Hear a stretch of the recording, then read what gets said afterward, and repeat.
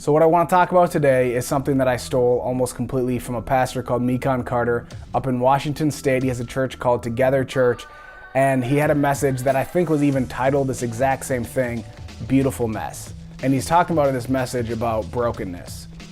And in my mind, I just think of the way we think of brokenness these days is we think if something breaks, you throw it away.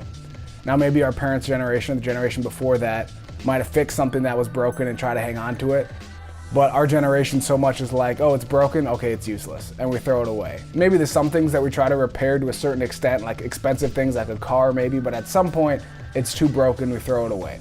That's difficult because we feel brokenness in ourselves. We go through things in life that break us, whether it's relationships or just difficult situations, where we feel like we've been broken. And so we feel like, well, then we should be thrown away. Like we lose our value when we break. If we feel brokenness, we feel like we've lost value. The crazy thing is, we're all broken. Every single one of us, we're all broken people. We've all gone through things, we've all experienced things that break us. So when we feel like, oh, I'm broken, I'm useless, well, every other person around you is also broken. Brokenness is not a black thing, it's not a white thing, it's not a poor thing or a rich thing. It doesn't matter where you're from, it doesn't matter your upbringing, it doesn't matter what your experience in life is, we all experience brokenness. And when we experience that, we feel like we've lost our value and we feel like we're useless, so we try to fix our own brokenness with something temporarily.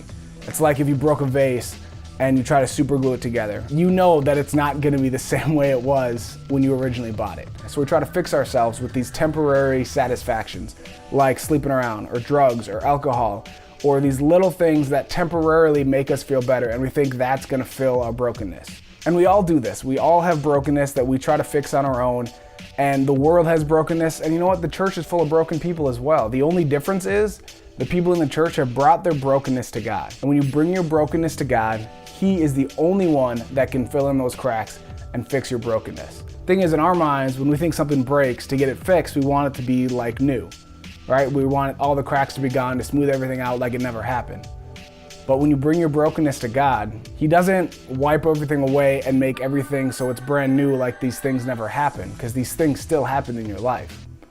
What He does is He fills those cracks with Himself and makes it even more beautiful. Pastor Mekon Carter brought up this Japanese art in his sermon that I'm gonna try to pronounce, so forgive me if it's completely wrong. I think it's called Kintsukuroi,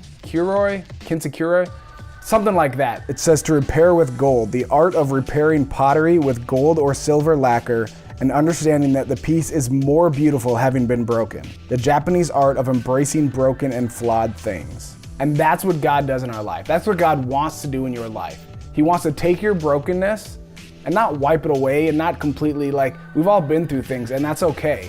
He wants to fill that brokenness with Himself, with the gold, and make you and your life and your story more beautiful than you could possibly imagine.